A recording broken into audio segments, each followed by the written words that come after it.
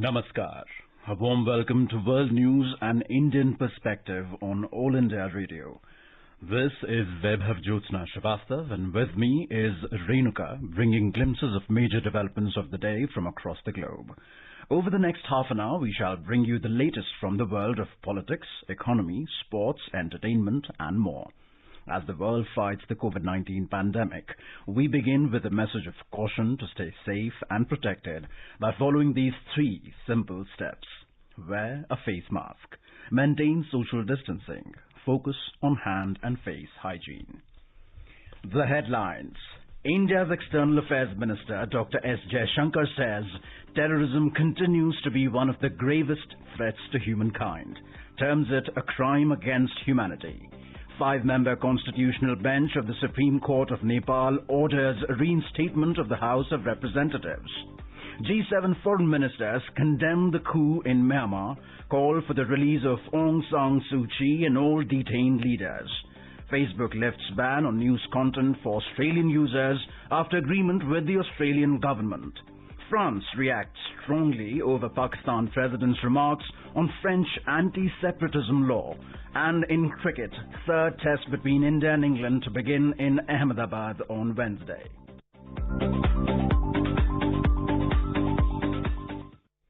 External Affairs Minister of India, Dr. S. Jaishankar, has stated that terrorism continues to be one of the gravest threats to humankind. He was addressing the high-level segment of the 46th session on UN Human Rights Council.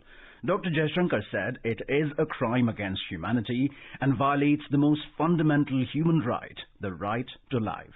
Terrorism continues to be one of the gravest threats to humankind. It is a crime against humanity and violates the most fundamental human right, namely the right to life. As a long-standing victim, India has been in the forefront of the global action against terrorism. This is possible only when there is a clear realization, including in bodies dealing with human rights, that terrorism can never be justified, nor its perpetrators ever equated with its victims. We presented last month at the UNSC an 8-point action plan to deal with the scourge of terrorism. We will continue to work together with members of the UNSC and other states to ensure implementation of our action plan. Dr. Jaishankar told that India's commitment to protect basic human rights manifests in its COVID-19 strategy. India's abiding commitment to promotion and protection of basic human rights has been manifest in our strategy to deal with the COVID-19 pandemic.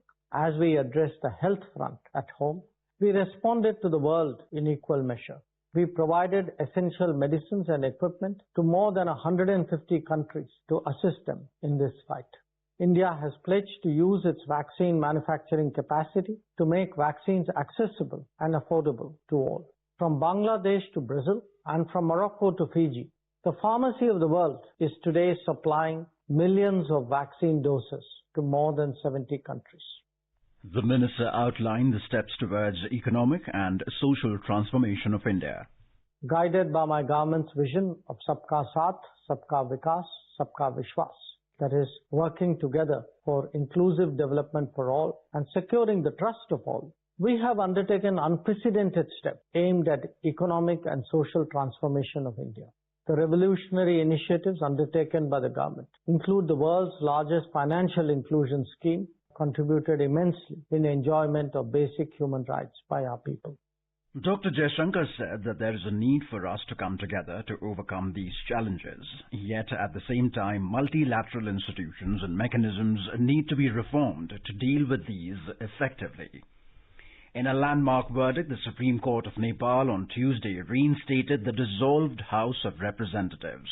A five-member constitutional bench led by Chief Justice Cholendra Shamshed Rana annulled the government's decision to dissolve the House of Representatives on the 20th of December last year. In a surprise move, Nepal's President Bidya Devi Bhandari had dissolved the parliament and announced mid-term elections on April-May 2021. The move had come in the wake of the request made by the Nepali cabinet led by K.P. Sharma Oli. In an order uploaded on its website, the Supreme Court of Nepal called for the reinstatement of the parliament.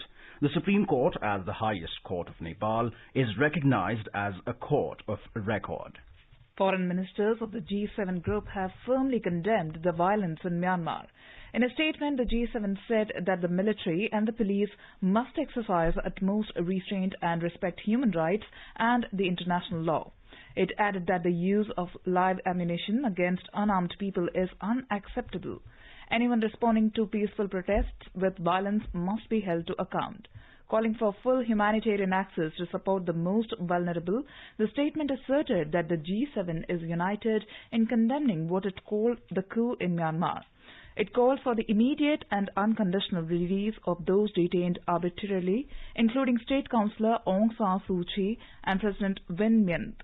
G7 foreign ministers also said that they continue to stand with the people of Myanmar in their quest for democracy and freedom. The Indian government on Tuesday said that over 1,17,54,000 vaccine doses have been administered in the country. Briefing media in New Delhi, Health Secretary Rajesh Bhushan said over 7.7 million healthcare workers and over 4.4 million frontline workers have been vaccinated till now. He said active cases are now less than 10 lakh and average daily deaths reported in the last week is 92. Mr. Bhushan said cumulative positivity rate is 5.19% and declining. He said two states, Maharashtra and Kerala, account for 75% of total active cases in the country. Niti Aayog member Dr. V.K. Paul said 187 individuals detected with UK strain, 6 people with South African strain and 1 with the Brazilian strain till date. There is E484 variant in Maharashtra and there is N440 variant in Maharashtra and also in Kerala and also in Telangana. So these are the recent detections of these variants. Reporting only detection does not lead to any attribution for a phenomenon on the ground. Because to relate the occurrence of a virus mutation to change in disease pattern, other information, epidemiological information and clinical information has to be linked to these mutants. Because otherwise these happen but they have no influence on the pandemic. However, he said there is no clear scientific evidence that the mutant variations are responsible for upsurge of outbreak in some districts of Maharashtra and Kerala. We are constantly watching the behavior of mutations in our country, not just the 3 famous ones, but also some that were picked up very much in India and others potentially. Because when you do sequencing, you can look at any mutation of interest as well as unforeseen mutation. But you attribute its effect only when you relate it to transmissibility or excess mortality or any unusual behavior. Today, based on the information and as analyzed and understood by a very, very eminent scientific advisory group of INSACOG, we would like to state and underline the fact that we do not see attribution of mutant strains to the upsurge of the infection that you have seen in some of the districts. And now let's take a look at the coronavirus updates from around the world. The United States of America has crossed the somber milestone of 500,000 COVID-19 deaths on Monday. This is more than twice the COVID-19 fatalities registered in Brazil, which ranks second on the list. President Joe Biden marked the grim occasion with an address. 500,071 dead. That's more Americans who have died in 1 year in this pandemic than in World War I, World War II, and the Vietnam War combined. That's more lives lost to this virus than any other nation on earth. Bangladesh received 2 million doses of the COVID-19 vaccine from the Serum Institute of India, SII, on Tuesday. This is the second such consignment of the vaccine. The nationwide vaccination program against the coronavirus in Bangladesh started on the 7th of February. British Prime Minister Boris Johnson announced on Monday that the international travel from England will be banned until the 17th of May. Britain is looking at 4-stage easing of COVID-19 restrictions. Italy on Monday extended the ban on travel between regions until the 27th of March. Italy is fearing a new surge due to the spread of the more contagious new variant of the virus first discovered in the UK. Afghanistan on Tuesday launched its vaccination campaign. Afghan President Ashraf Ghani congratulated the people of Afghanistan on the launch of the vaccine drive. He also thanked India on the gift of 500,000 doses of Covishield vaccines earlier this month to the country. New Zealand reported 3 new locally transmitted cases of coronavirus on Tuesday. Prime Minister Jacinda Ardern had lifted a brief lockdown in Auckland last week, saying the measures had helped limit the spread of the infection to a family of 3. Nishit Kumar for World News All India Radio. The United States has lauded India's role in the global response to the COVID-19 pandemic.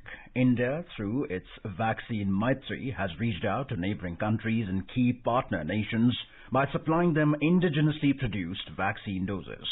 Speaking to the press, the U.S. State Department spokesperson Ned Price said that India and the U.S. are partnering to strengthen the global response to COVID-19. Cooperation between our two countries builds on decades of successful partnership in health and biomedical research. We are partnering to strengthen the global response to COVID-19 on issues ranging from addressing infectious disease outbreaks to strengthening health systems to securing global supply chains. The United States and India recently welcomed an initiative to collaborate through an International Center of Excellence in Research focused on infectious disease, including COVID-19 and other emerging threats. We look forward to an overarching MOU to enhance health cooperation between our two countries. We are working together on developing diagnostics, therapeutics, vaccines to combat the disease and to recognize the importance of manufacturing critical drugs during this time and making them accessible globally. Mr. Price also lauded the role played by India's pharmaceutical sector. India's pharmaceutical sector is strong and well established and has long played a central role in manufacturing life-saving vaccines for global use. We are pleased that the U.S. pharmaceutical industry has been coordinating with Indian companies since the beginning of this pandemic. Indo-U.S. partnership in the energy sector was highlighted by Mr. Price, who spoke about the multifaceted nature of the partnership. We will continue to work closely with India on the challenge of climate change. When it comes to energy cooperation more broadly, I would say that the U.S.-India Energy Partnership supports sustainable energy development, harnesses energy sources to meet 21st century power needs, it protects national security and promotes regional and international stability. We collaborate on natural gas, renewable energy, nuclear energy, clean coal technologies, smart grids, and unconventional and clean energy sources research for the benefit of our people now and in the future. Our broad energy cooperation with India under the Strategic Energy Partnership is strong and will continue growing even as the administration prioritizes climate change issues. This is All India Radio giving you the news. For quick news updates round the clock, follow us on Twitter @AIR News Alerts. 3 steps to stay protected and stay safe from COVID-19. Wear face mask, 2 gaz ki duri to maintain social distancing, maintain hand and face hygiene. France has reacted strongly against Pakistan's President Arif Alvi's remarks on a French legislation with the purported objective of fighting Islamist separatism. A statement from the French Foreign Ministry on Wednesday said that the charge d'affaires of the Embassy of Pakistan in France had been summoned. A report.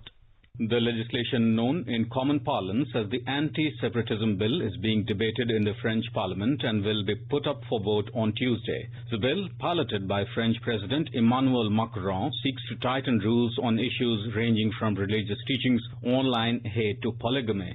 Opponents of the bill are criticizing it on the grounds of religious freedom. Pakistan's President Arif Alvi at a conference on Saturday called the bill discriminatory according to reports.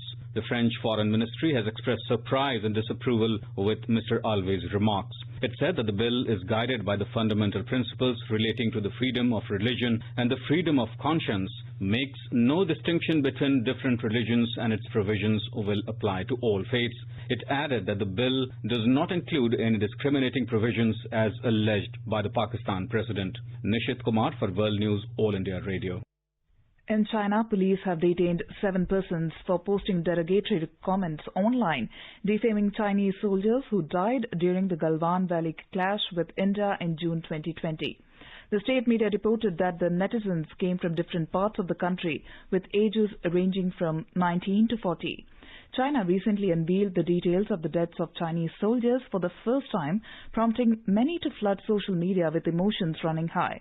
China had passed a law in 2018 that made it illegal to defame a country's martyrs, and under the law, several popular Chinese bloggers have had their accounts suspended for insulting heroes.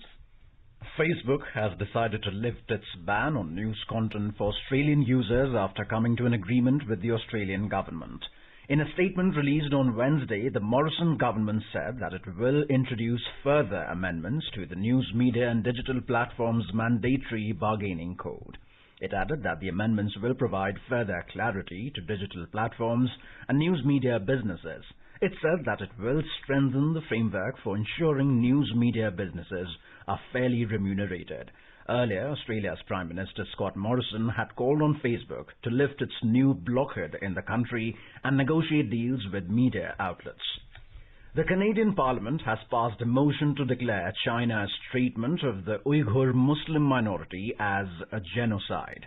The motion was introduced in the House of Commons on Monday by the opposition. Prime Minister Justin Trudeau, along with his cabinet, abstained from the vote, according to reports. The non-binding motion passed 266 to nil.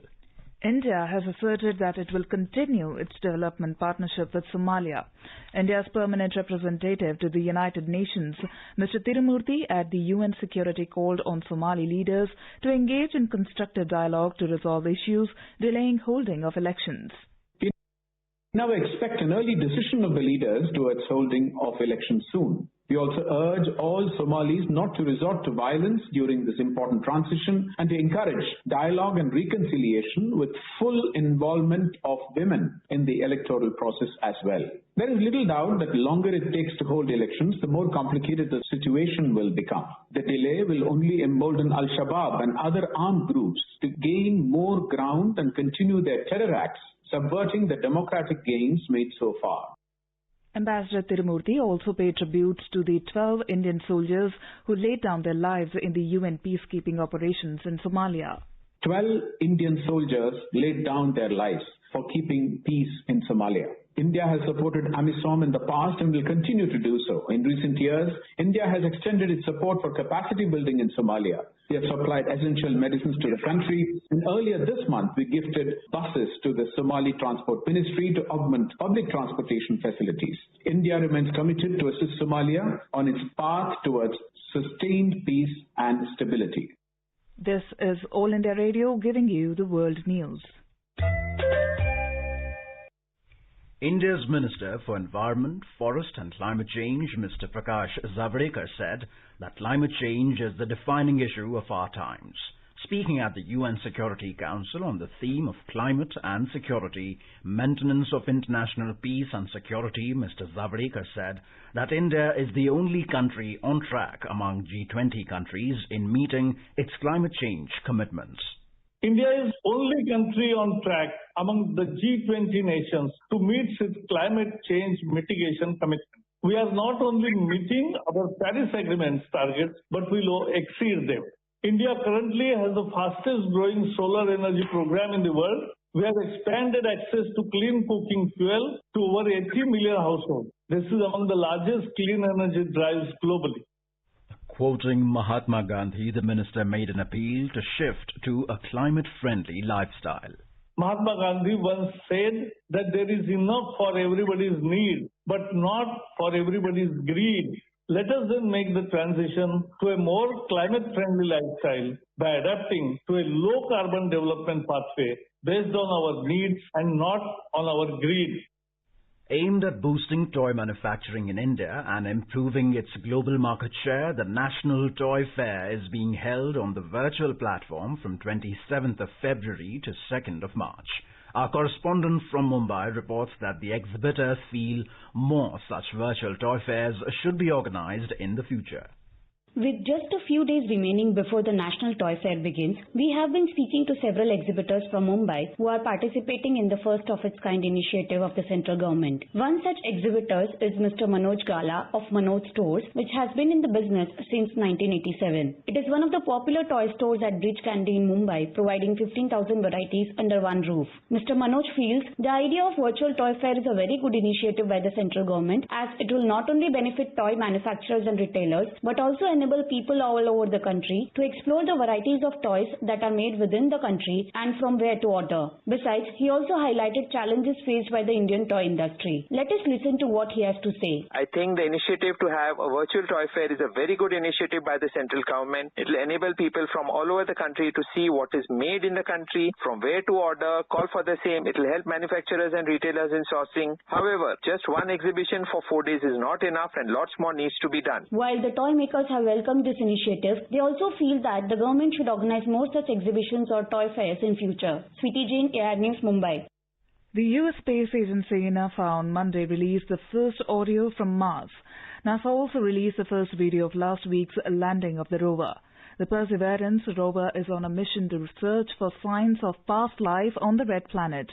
The recordings released by NASA has a faint crackling recording of a gust of wind captured by the Perseverance rover. According to reports quoting Dave Gruel, lead engineer for the camera and microphone system on Perseverance, the sound is that of an actual wind gust on the surface of Mars picked up by the microphone. The Government of India, along with the Nagaland state government, has signed a $68 million project with the World Bank on Tuesday to improve the quality of education in Nagaland. The project, named Nagaland Enhancing Classroom Teaching and Resources, will improve classroom instruction, create opportunities for the professional development of teachers. It will help in developing technology systems to provide students and teachers with more access to blended and online learning. India is observing the year-long birth centenary celebrations of the doyen of music, Pandit Bhimsen Joshi. Let us listen to the maestro at his best.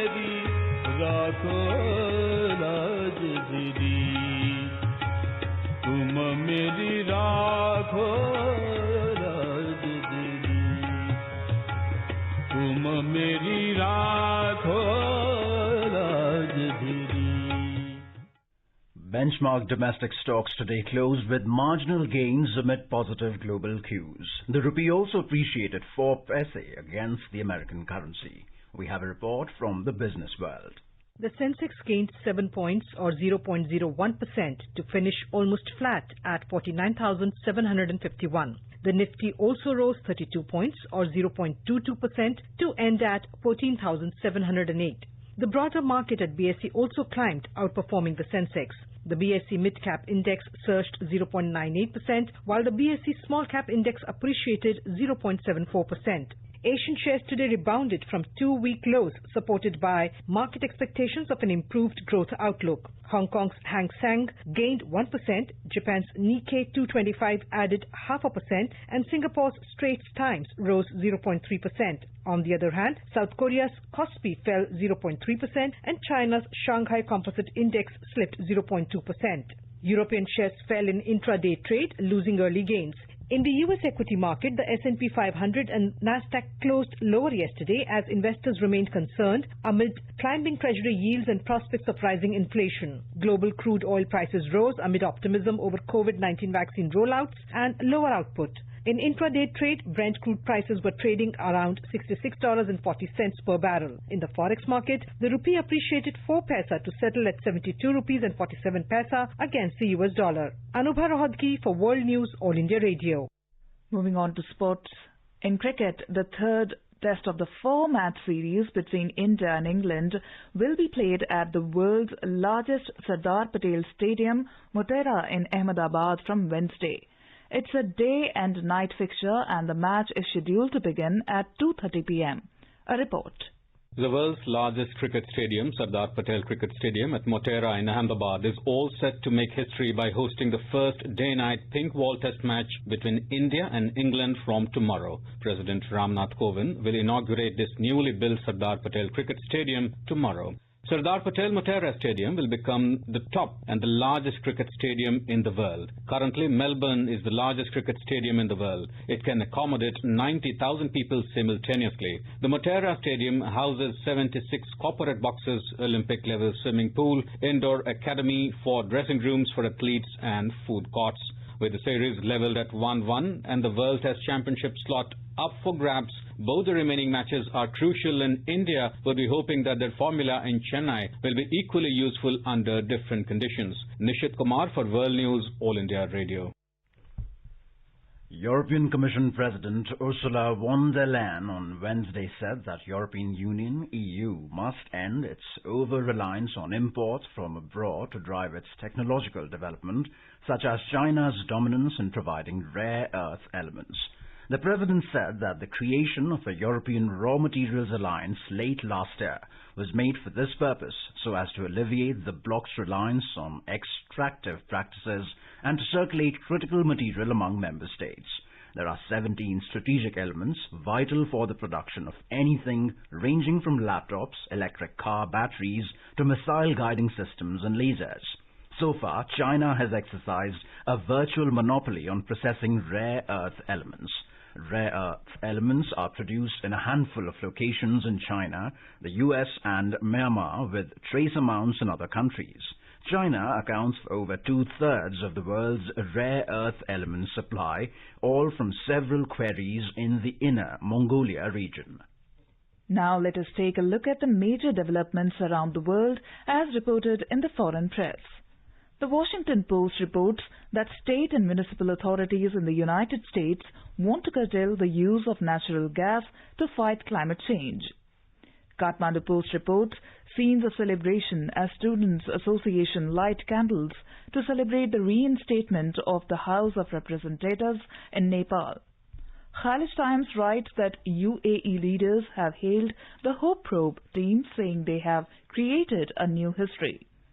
The Sydney Morning Herald reports that from Phase 1B of the vaccine rollout, people with health conditions like Peter Murphy will be able to start receiving immunizations. According to the South China Morning Post, China would welcome UN Human Rights Council visit because there is no genocide in Xinjiang. A quick look now at the headlines once again. External Affairs Minister Dr. S. Jaishankar says terrorism continues to be one of the gravest threats to humankind, terms it a crime against humanity. 5-member constitutional bench of the Supreme Court of Nepal orders reinstatement of the House of Representatives. G7 foreign ministers condemn the coup in Myanmar, call for release of Aung San Suu Kyi and all detained leaders.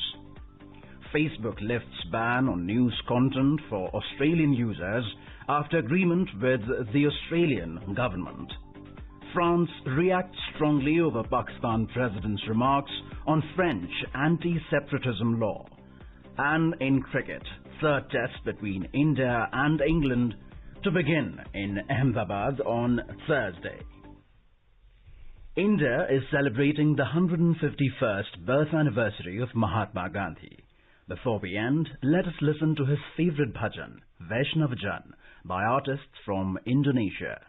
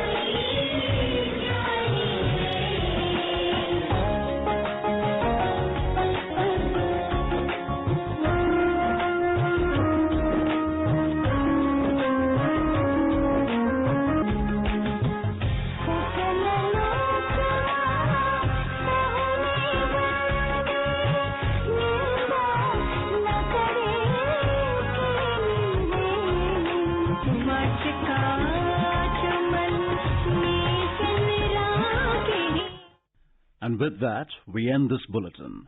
See you at the same time tomorrow with the next edition of World News.